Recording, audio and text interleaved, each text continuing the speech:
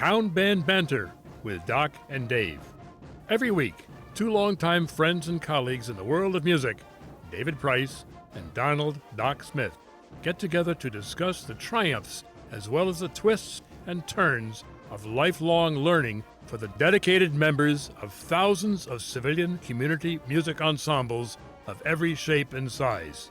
Your comments and suggestions are always welcomed through email as info@townbandbanter.com, Facebook, Town Band Banter, and Instagram, #TownBandBanter. And now for our hosts, Doc and Dave. All right, here we go, Dave. You ready? I am Episode 5, Do I look Season ready? 2. Yeah, no, I think so. Yeah. Season 2, Episode 5. And we decided some of our more successful episodes in early in Season 1 and then somewhere along the way, at the end of Season 1, where we didn't have a guest. It was just the two of us chatting. Yeah. So we thought we'd do that every once in a while. There's some things that we've been meaning to discuss.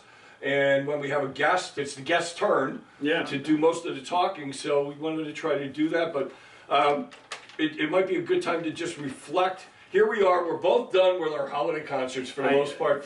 And is appropriate at this point. And that's why we have the menorah and the Christmas tree and and everything else. We like to mix all of that, particularly in my family. We need to cover both of those bases.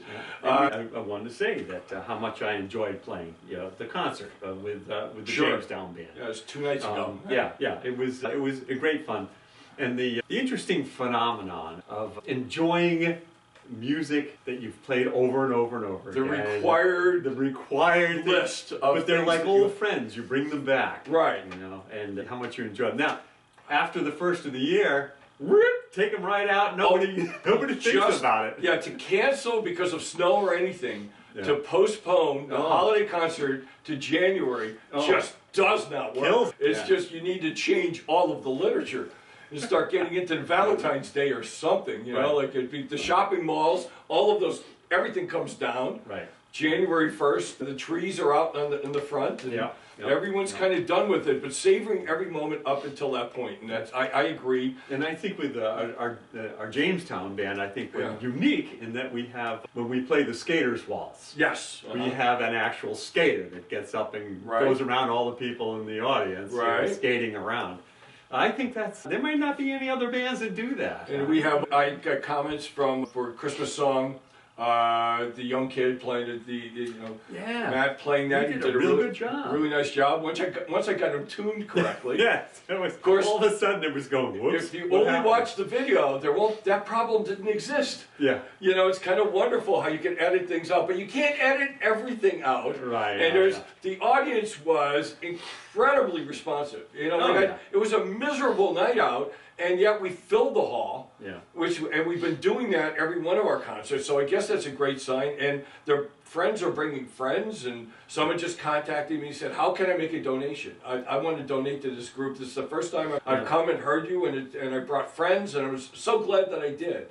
So it was great. I was going to say that with Jamestown, it's kind of a unique little situation that it's kind of an isolated community. It's Absolutely. an island. It's an isolated community.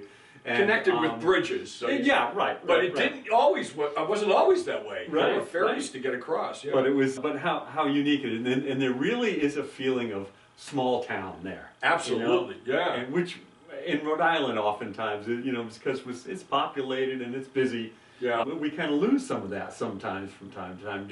Some of these old communities, they get kind of spread out, And the band's a big part of it. But I was talking to someone about the policing in town. There's not much crime in Jamestown.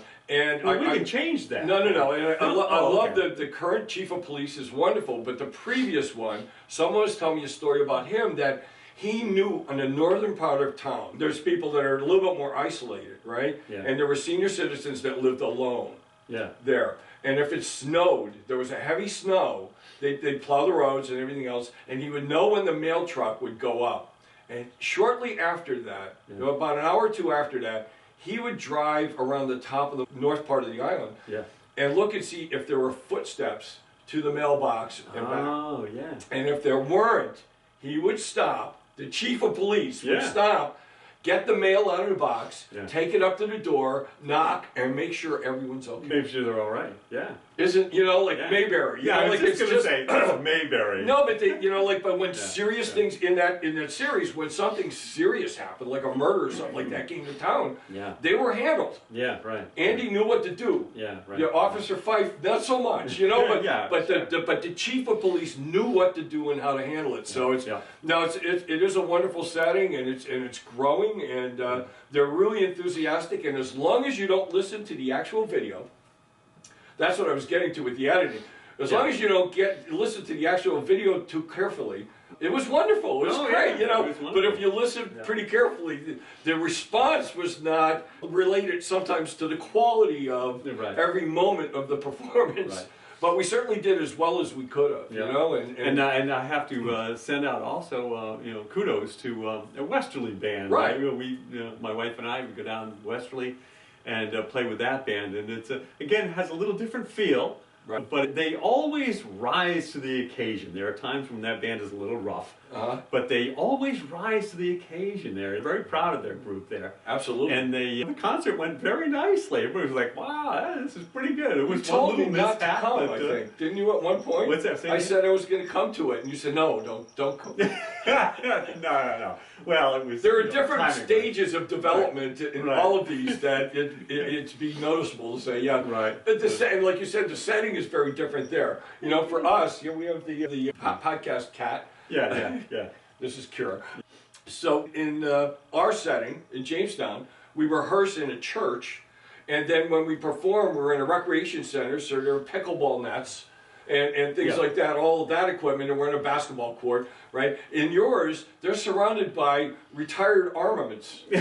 Like things that look like real bombs because they were real bombs and they've been gutted out, and like antique weapons and stuff like that. So I don't know if there's something to do with that to getting people to practice, but whatever it is, it seems to be working quite well. Well, the other thing too is acoustically, it's hard to perform there.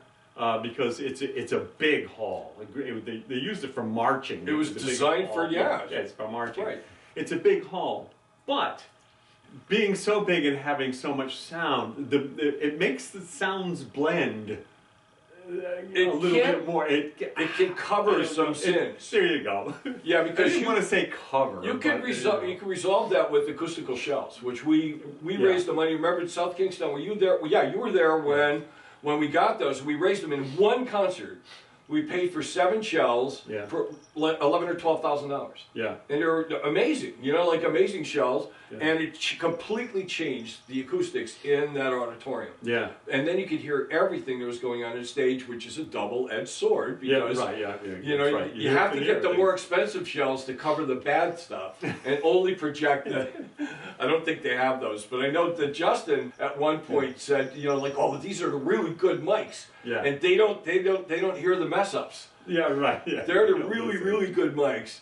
All right, so then what we wanted to discuss mostly, and this was not just past holiday concerts, but we wanted to make sure that we got to content and where we're at and where we're going to be going to for the rest of this season. I think we're off to a running start, and I think we're off to a great start. We're well over 500 views. It's kind of hard to tell. I have data from almost all of the streaming services that we're using, and the last count was 525 from those. But I know it's being streamed on other services, and I just don't have access to the data for how much that is. So we've been doing really well. We're not even a year old. We started in April of last year, and it's currently December, so we have, quite a couple more episodes, and we have some interesting things planned. People kind of made a waiting list as guests that were difficult to schedule in the fall.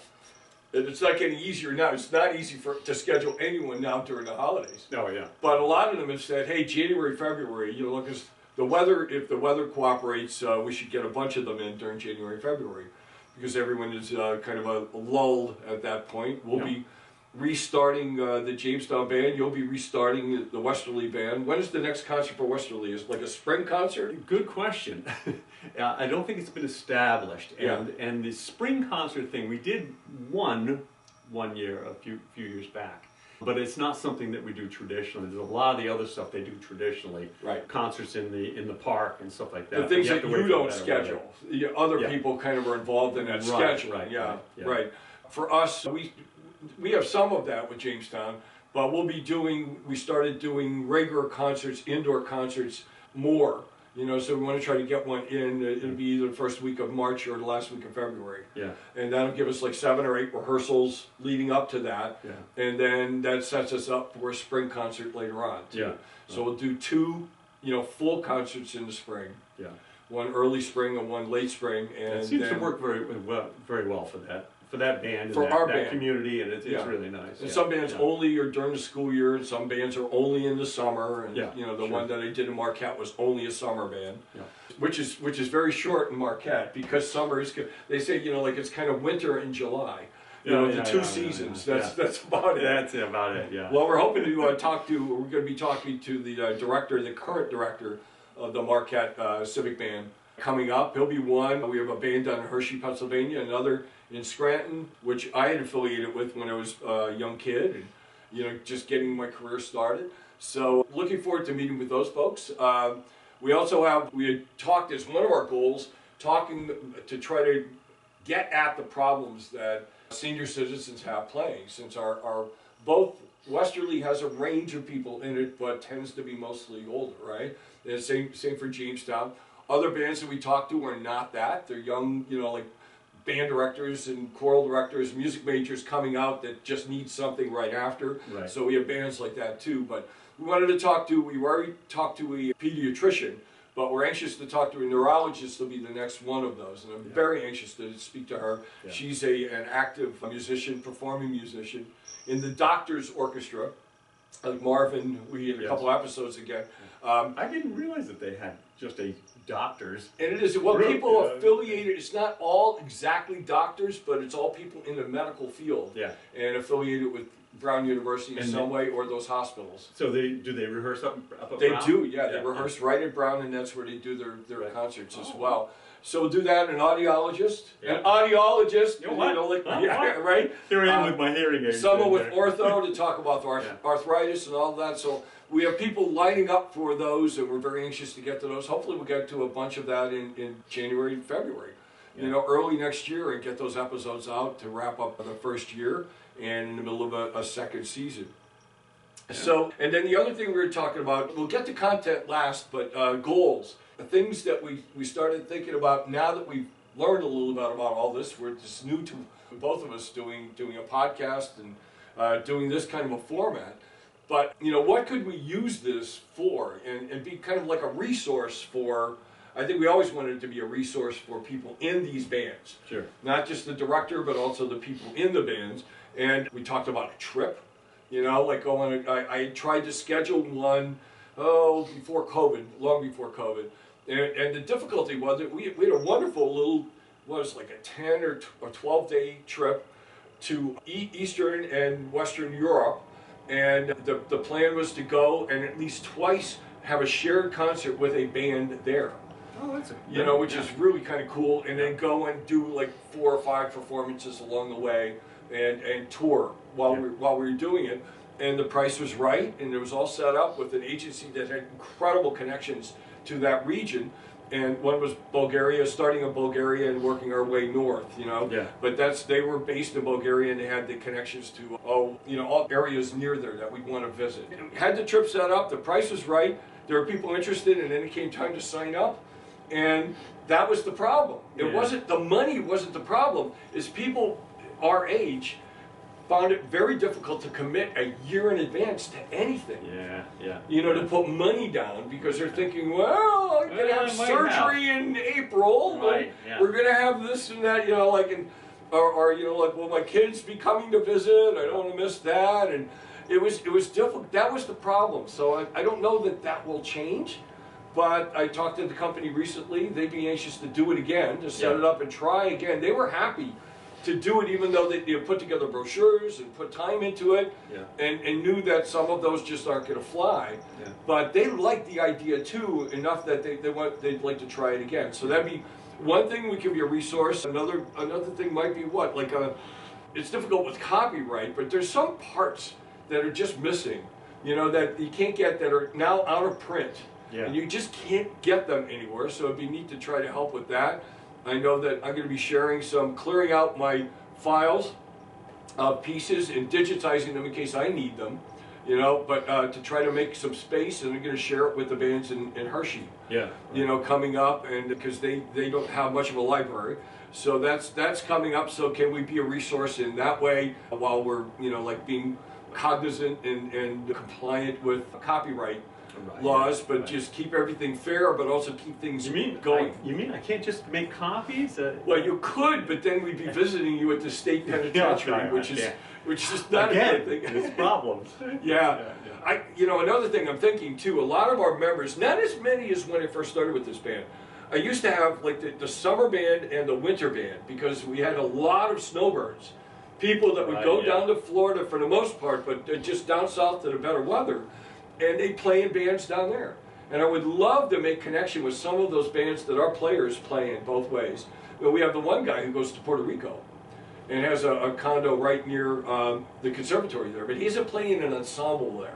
Yeah. Okay. So I don't know if there are ensembles, but I would love to have a reason to go down to Florida. Well, you know, and visit with bands there. We should inquire about that a little bit more. That you know, what kind of community groups are down in some of these senior citizen communities? Right. Oh no, there's they don't have to bands. be just senior citizens, but what I'm saying is there's got to be a number of them. Oh no, there are, and I talk to the folks that go back and forth. Yeah. So all of these ideas are for you too. We want to make sure that we get you involved. Send more specific comments, as opposed to we've gotten comments of great job guys and stuff like that, but then we want things that are more specific, saying here are topics we'd like, here are our guests that might be terrific, but we could use some help with maybe connecting with some of these other bands that you'd like more information about, or maybe you're associated with, and we'd love to have you on. So please contact us through the we give the Facebook and email and all of that at the beginning and at the end. So make sure you do that connection, and make sure that you don't forget to. So here we're back to our demographic, right? It brings us back to that. The people that we, particularly when we started, the demographics were coming back, that it was all 60 and above males, and that was pretty much it. Right. You know, now the demographic is looking much more, it's broadening, you know, like it's the crusty old man. Oh my gosh, section. yeah, it was just that. So out of the 525 views that we have here, that we have data on, it was specifically that. Now it's actually gone to, did I tell you, Russia and Great Britain. Yeah, we have followers there now, so it's like, I'm not sure why, but like, why not? You know, like, it's okay. I see it more. There are bands everywhere. Yeah. So and they have the same problems we do. They just speak a different language. Yeah. I don't know. Do they really? Yes. Okay. That's for sure. Double checking. The music is the same. You know. Yes, that's right. But it's played differently. Yeah. But demographic wise, and it seems to be. I was trying to figure out what is most effective for us, because it's certainly, the number of views went up dramatically when we added video. Someone had suggested that, and when we added video, it's available in video form. As you people know this because you're seeing it, but on YouTube, and Spotify also has a video part. And I found it very easy to input the video. I do the audio and the video to the Spotify, and it was easy to put it on. But initially, it was hard for me to get the videos out of Spotify. I couldn't figure out how to watch video on Spotify. But yeah, the numbers are saying other people know how to do that quite well. Yeah. So, and we're getting more views on video on Spotify now than audio. And and then you tack on the YouTube, and we have subscribers on the YouTube channel. Yeah. Right. So, like, there are people connecting with us in all sorts of ways, which is great. Yeah. The one thing that I've been really bad about, and I want to try to get better at that, there's a New Year's resolution. Here we go, and then we're putting it on tape. So I'll have to be held to write this down? Yeah, no. We have it on tape. Oh, okay. If the camera's still running, I'll check that in a second. It's good. Is to do shorts. Use Instagram and Facebook a little bit more, and put little short, like, greatest hits. Like, here's the if there are any, we maybe go back and find something that was a great hit, and for each episode, and kind of promote that episode that way. just watch something very quick, and here's something from that episode, and here's the link to watch it, would probably get our viewership moving again, you know, like in another way, in a whole other place. Yeah. Also, by broadening to other states, I think it's going to help too. We did Dick Bundy from Penn State and State College, which is really national, international, you know, for that, and that's generated some. But I have a feeling he's such a modest guy that I don't think he's not someone that would promote himself, you know. Right, yeah. So I think gradually that will get out to the Penn State Blue Band community, which is huge, and we have the connection with the Northern Michigan. That'll get out to that community there too. So that's the Midwest and Upper West. So, you know, like that, those are ideas. I don't know, did you have any ideas too? We certainly want your ideas. I haven't any ideas. That's why I was holding the cat. Hopefully the cat would give me some ideas. But right. No, you're on the right track here, Doc. Well, there is cat TV. You know, she loves cat TV. She'll sit there and watch squirrels and stuff like that. And, yeah. You know, like we have live squirrels outside, but she'll go watch the birds and stuff on TV because right. So I don't know, maybe we're doing the same thing with our posts. Yeah, and the audience ought to feel free to contact us and with any kind of an idea that you might have and how we could broaden our appeal, so to speak. Anything that might pop into your mind that might work, and also that could promote groups and bands and artistic communities building, so to speak. There's a lot of things, you know, just some of the things that Doc and I have talked about. Just little things that could maybe excite the artistic or the musical community. We were talking around the idea of having like an all-state band, right? But for senior citizens, right? Yeah. Do you think it would wash? Well, would it work? I don't know. It's kind of a fun concept. We'll keep exploring that. But I didn't know if anybody else has ever approached this anywhere. You might say, oh yeah, we've had that in Michigan for years up in you know. Well, I didn't know about that, you know. Yeah, I haven't heard of it, but you know, I think it's a great idea, and we can use this format to promote it. Yeah, it could be, you know, something that might work very nicely. That well, it could be used to contribute to community bands, other than just talking to each other, which is fun enough for us, and apparently some other people enjoy it too, which is great. The other thing that we were just talking about was that encouraging people to give it a go again, to give it a try. You know, I have many conversations with people, and I know you have too. I used to play the clarinet in high school, and boy did I love it. I had such a grand time doing it. And we'll say, well, drag it out again, give it a shot, you know, give it a try. Oh, as soon as you say that, it's almost like they back off.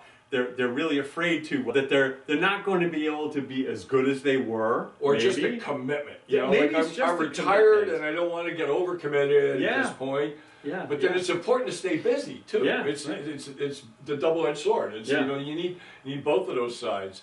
I ask everyone, like, what instrument? Hi, how you doing? What instrument did you play? Yeah, right. And 9 times out of 10 people say, well, nothing. I wasn't a musician. And then they say, well, you know, like, really, you never played anything? And when they get to that second question, they go, well, actually, I studied piano for 7 years and I played oboe in high school. Yeah. But it's like, well, you just said no. Right. You know, so there's that initial response of no, I'm not a musician, or it was a previous life. Right. And then second, to get it going again. And it's remarkable how quickly people get back into it and get to a competent level again. Yeah. You know, as long as there aren't the things we're going to talk about, the neurology and audiology and physiology and all of that, if there isn't anything that's really in the road, all of those skills come right back. You had mentioned this, I think before we got started, that when we're playing Sleigh Ride or something like that, which is a hard song. This is particularly for the clarinets.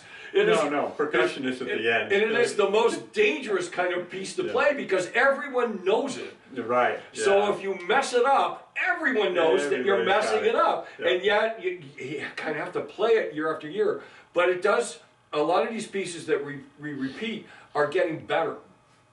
Number one, the band has gotten better and it's filled in instrumentation-wise and numbers-wise a little bit too. But the maturity of playing, I remember some things that we struggled with are now people are playing musically, you know, phrasing musically instead of just trying to survive to the end. Yeah. They're doing wonderful things, and there's a lot of wonderful music going on, which is what the listeners are appreciating. You know, like I might have said, I made the comment earlier that the response didn't match the actual, what they were hearing, you know, and then when you hear the tape, it's a little bit disappointing sometimes. But what they're hearing live and experiencing live are these people emoting and these people making music and doing it live. Once it becomes recorded, then you lose that live and spontaneous moment, and that takes away from it, and the focus goes on precision and other things rather than just the moment. And the moment was really special the other night. Just the addition of the young lady who was playing oboe. Right. No. Just amazing. You think, well, I played oboe for a while, but the addition of, we didn't have an oboe player. And she's a very good oboe player. She's a fine oboe player. And but the addition of that adds so much wonderful color to a town band or something like that. And people go, oh wow, this is beautiful. You really that one person does make that makes a difference. Yeah, and then brings more people on board too when they hear that. Yeah. So and for donations, like someone contacted me and said that was wonderful. Like we met after Veterans Day. We had the biggest band and the best sounding group for our Veterans Day ceremony. Yeah. And we were invited to the luncheon, and they sat with some folks, and I got talking to this woman, and she said, I want to hear more of this. That was a good band. And I said, that's only like half the band. Yeah. So you need to come to our concerts on December 10th, and they give her my contact information. And she sent me yesterday, she said the concert was wonderful. The friends that I brought really enjoyed it too. Yeah. So there you go. Yeah. And I want to help support this. How do I contribute? Yeah. Well, it's like, oh, cool, put her right in touch with our treasurer and get that going. But then that makes her feel good too. And it's the end of the year, December, so people are looking for, we need to, for our tax purposes, have this much in contributions. So we it'll help us, so that was terrific. The one thing we kind of missed was the technology of all of this that we've learned. What have we learned? And then we talk about content that we've covered, what we've learned. But technology has been quite the issue, and it's going to be ongoing. I can be sure of that, because every time there's an update in one link of the technology, I mean, the editing that's available for this is remarkable. It's absolutely incredible. I could say anything now, and later on just cut it right out, and it'll cut out the video as well. All the swearing that you're doing is that you cut that all out. Right, and amazing. I could actually add it back in if I wanted to too. But it's remarkable. But every time there's some sort of an update on one of the programs that we're using in a string of, recording it, to editing it, to producing it, and distributing in audio as well as visual forms, then all of it kind of breaks down, because if one got updated, then the others have to get updated too, and another update, update. Yeah. And then it seems like if we wait too long in between doing episodes, there's a couple of them that have come up in the meantime. So just, I'm learning a lot about the technology, but I've always been kind of a fan of that. And, so as it is, we don't have a deadline, so that's helpful. But it's a constant learning thing, lifelong learning, whether I want to or not. But I do want to, so it's good. You're kind of a tech nerd. I think that would be an accurate description. Is that what you're trying to say? Yeah, no, absolutely. In my elder years here. As opposed to a band nerd or a music nerd. I'm that too, it's... And then when we were in high school, I think I told you this, that I was captain of the wrestling team. And football was very important, but wrestling was just as important. Shamokin, Pennsylvania, and Scranton, Pennsylvania. Right. Pennsylvania is a big wrestling community. It is, from what I understand. So as captain of the wrestling team, I was like king of the jocks, one of the kings of the jocks. Yeah. But then I was also the drum major of the band, which was the king of the nerds, Right. And those people weren't even supposed to talk to each other in my class. Right. And my classmates didn't know how to handle me. I'm about to go to, and this is scary, it's my 50th school reunion, class reunion. It's coming up this summer. And it's like, oh my gosh, 50. I remember those people. They haven't died yet. How could anyone be that old? And now that's me. Yeah. But when I went to my 20th, people had grown up and everything else, and they didn't know how to handle me. They didn't know what to do about me, because I didn't fit into either crowd, because I was in the other crowd. Yeah, right. And I ended up hanging out for the most part with classes that were older, and people that I knew through music outside of the school. I didn't have that many close friends right in my school and in my classes. Plus, I was doing really well in grades and stuff like that. So those, I kind of eliminated myself as the Venn diagram was getting narrower and narrower to the circle of friends. But when I came back to the 20th reunion, a lot of people wanted to see me. Because I'd been in the newspaper because of the Penn State Blue Band in the Scranton area. That's a huge thing. And some notoriety from doing the college gigs and stuff like that. All of a sudden, I was like a hero to them, you know? Like, and I was definitely not that when we graduated. So it'd be interesting to see, of course, at the 50th, everyone's forgotten everything. I'm anxious to see, you know, what's going to happen with that. You know, in high school, I had a wonderful time in high school. Unfortunately, it wasn't to get good grades, but at least well, here. Yeah, I know it. But they went and they plowed under my high school. It's not even there anymore. Oh my gosh! Yeah, they built a new one, but you know, you don't have that connection. You know? Mine's still there.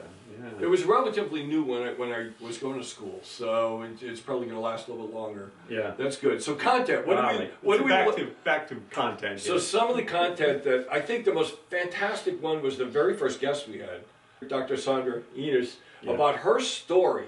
Just her personal story was fascinating and it was great. And I'm thinking that maybe besides all of these specialists as guests, to do some of these individuals that are in the bands that have these remarkable stories and now later in life are finally getting to have the time to play in bands. And they have incredible stories. Like we know Arthur Medeiros is 104 years old and he's conducted our band. And I haven't spoken to him for a little while, so hopefully everything's still all right. But he's sharp as a tack last time I talked to him. And talking about, you know, like, let's talk about the history of community bands. Oh my gosh. You know, he could tell you 100 years of it. You know, almost 100 years of that. But then there are other folks that I just found out that one of the guys who's in romps with us and plays in 2 of these community bands was a paratrooper. You know? So there are all these backstories of folks, and then we have a lot of people that are somehow tied in with the military here. So they won't be able to tell us very much about the research. They work for Raytheon, they work at the Naval War College and stuff like that. They wouldn't be able to give us too much detail about what they're actually doing now. But fascinating, like they're engineers, many of them are engineers, and their life path has been really remarkable. You know, and the families, I did lessons this morning with the family in Japan. The other one I was thinking of was the guy that he filled in playing bass, but he played bass for quite a long time with the Romps. The swing band we both work with. And he's got an interesting story. He was military, but he played tuba down in Washington in one of the top Navy band down there in Washington. And that was pretty much his career. He did it for 20-something years, you know what I mean? Those military bands are great because if the audience doesn't like you, you could kill them.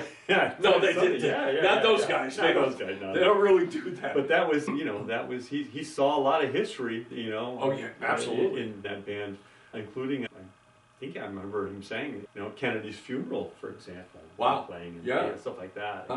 So an interesting character, but quite a history.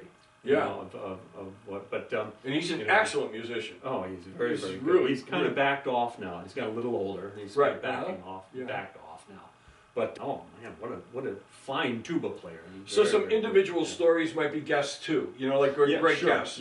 We'll start focusing on those, and there's probably an unlimited supply of those throughout the world of band. Let's try to broaden things into other states and go a little bit more national.